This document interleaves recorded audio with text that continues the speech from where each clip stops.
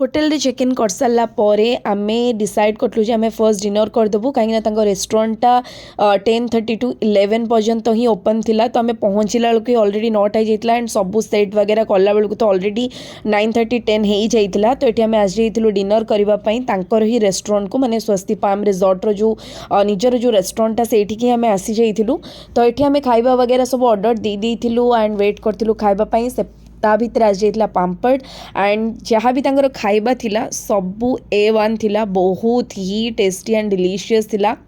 तो आम एठी वेज्र किछटा ऑर्डर करथिलु एंड नॉन वेज भी ऑर्डर करथिलु